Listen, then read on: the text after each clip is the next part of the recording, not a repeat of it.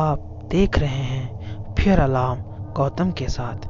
आगे बढ़ने से पहले अगर आप अभी तक हमारे चैनल को सब्सक्राइब नहीं किया है तो सब्सक्राइब कर लें और साथ में बेल आइकन को ज़रूर दबाएं।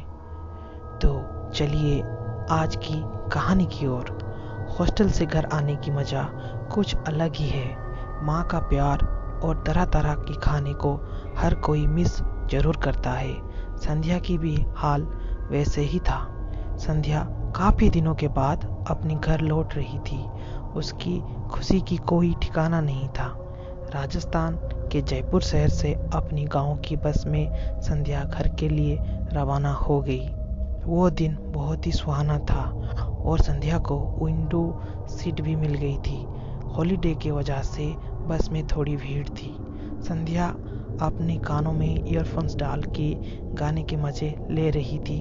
बस आगे आगे जा रहा था। हाईवे के ऊपर एक जगह बस स्टॉप में एक औरत और उसकी छोटा बेटा बस में चढ़े। संध्या के बगल वाली सीट खाली थी तो उस औरत ने आके संध्या के पास बैठ गई।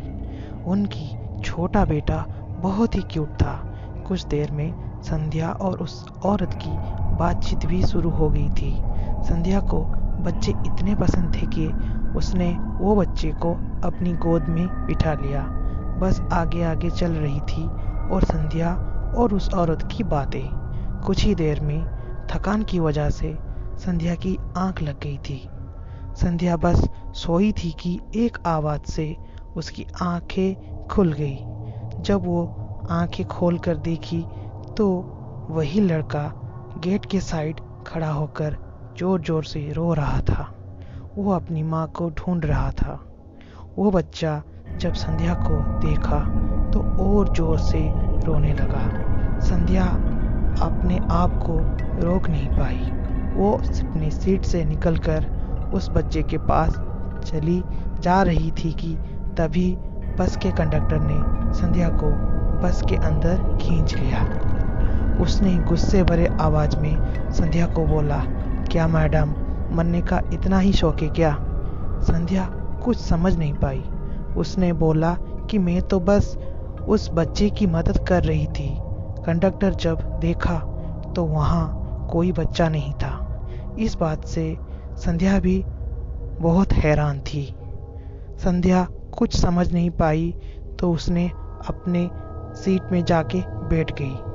तभी कंडक्टर ने उसके पास आके बोला, मैडम, क्या आपने वो ग्रीन साड़ी औरत और उसके छोटे बच्चे को देखा? ये सुनते ही संध्या के चेहरे का रंग जैसे उड़ गया। वो तेज नज़रों से कंडक्टर को देखने लगी। कंडक्टर भी समझ गया। उसने संध्या को बताया, कुछ ही दिन पहले वही औरत कुछ फैमिली इशू के वजह से उसी बस से कूदकर अपनी जान ले ली थी। साथ में उसका छोटा बेटा भी था।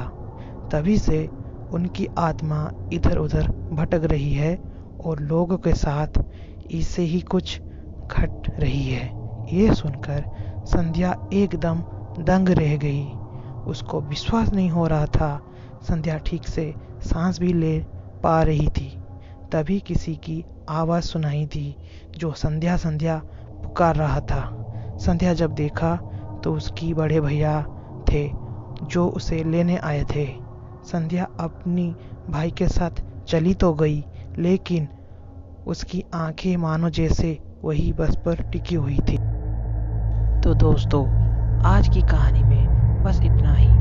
आज की कहानी अगर पसंद आई है तो लाइक एंड सब्सक्राइब करें और साथ में कमेंट बॉक्स में ज़रूर बताएं।